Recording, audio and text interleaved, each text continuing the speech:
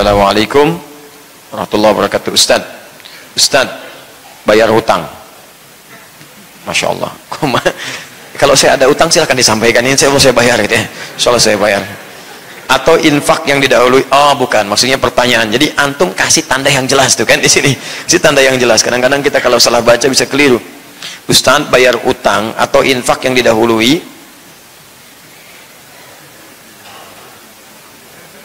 Ini mohon maaf, bukan sayanya, bukan tulisannya yang belum jelas, sayanya mungkin yang kurang paham ini. Baik, Ustadz bayar utang atau infak yang didahului, dan apa ada fadilah keutamaan berinfak dan membayar hutang? Maksudnya mana yang didahulukan, bayar hutang dulu atau infak dulu, itu mungkin maksudnya ya. Ini tafsir saja ya, kalau keliru tafsirannya tolong nanti diluruskan bagi yang bertanya ya, tapi nggak usah sekarang, nanti ditulis saja. Apa fadilah keutamaan berinfak dan membayar utang? Baik teman-teman sekalian, ada dua hal, infak dengan bayar utang. Di mana posisinya? Kita harus rumuskan dulu. Infak terbagi dua bagian. Bagi dua, ada infak wajib, ada infak sunnah. Awas hati-hati, infak wajib, infak sunnah. Infak wajib ada di Quran surah keempat ayat 34. Posisi paling kiri sebelah atas. Di Quran surah An-Nisa. Infak wajib ini adalah infaknya suami kepada istrinya. Ya, ar-rijalu qawwamuna 'alan nisa bima faddalallahu ba'dahum 'ala ba'dhin wa bima anfaqu min amwalihim. Laki-laki diberikan kelebihan oleh Allah, beda dengan perempuan. Di antara kelebihannya diberikan perangkat untuk mencari nafkah. Nafkah itu singkatan dari infak. Nafkah diberikan kemudian kepada istrinya, kepada keluarganya. Maka ini yang disebut dengan nafkah wajib. Yang kedua, infak sunnah namanya. Ya, di luar yang pokok tadi. Ya, prioritas pada 5 golongan. Tersebut di Quran surah ke-2 Al-Baqarah ayat 215. Posisi paling kanan sebelah bawah. Jadi ini yang 5 golongannya. Ya, wa yas'alunaka madza yunfiqun? Mereka bertanya pada Muhammad apa yang harus diinfakkan? Qul ma anfaqtum min khairin. Katakan kalau mau infak cari yang bagus-bagus, lil walidaini, kepada orang tua, awas, wal aqrabin, kerabat terdekat, wal yatama, anak-anak yatim, wal masakin, orang-orang miskin, ya, kemudian wabnis sabil, yang punya kesulitan bekal dalam perjalanan. Ini infak kalau ingin disalurkan. Ini hukumnya sunnah, hukum sunnah.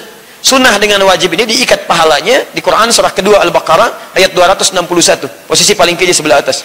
Mathalul ladzina yunfiquna amwalahum fi sabilillah kamathali habbatin ambatat sab'a sanabil fi kulli sumlatin mi'atu habba wallahu yudha'ifu liman yasha wallahu wasi'un alim. Tayyib. Ini terkait dengan infak. Jadi ada yang wajib, ada yang sunnah.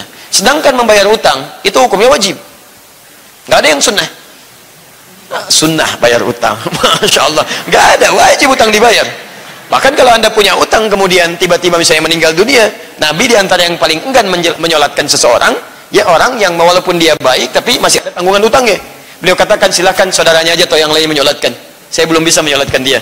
Ya, jadi hukum Anda untuk meminjam uang kepada orang lain atau meminjam barang sebagai hutang, itu kalau memang Anda berhak untuk meminjamnya, itu silahkan masuk dalam kategori sunnah, silahkan.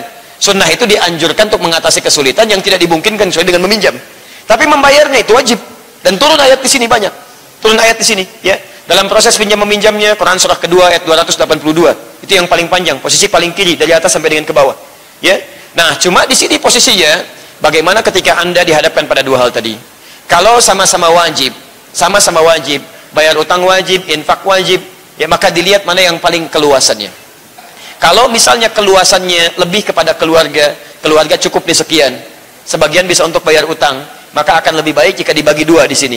Ini untuk infak keluarga, sampaikan pada keluarga dengan jujur bahwa sedang terikat oleh utang piutang, supaya diberikan rezeki lebih oleh Allah Subhanahu wa taala. Maka ini kemudian diberikan, yang satu untuk diberikan bayar utang, dan sampaikan kepada yang diberikan utang tadi, ya, yang pemberi utang tadi, bahwa keadaan kami sedang begini, ada rezeki segini, mudah-mudahan diberikan keluasan. Dan sunnah bagi Anda, ketika ada orang misalnya dalam keadaan kesulitan, dia minta uzur kepada Anda untuk keluasan, sunnah diberikan uzur di situ.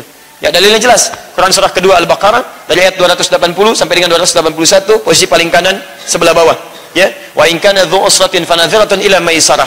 Jika ada seseorang yang diutangi, mohon maaf, kemudian dia hendak membayar tapi dalam keadaan sulit luar biasa, maka akan lebih baik kalau dia memberikan tangguh di sini. Paham ya?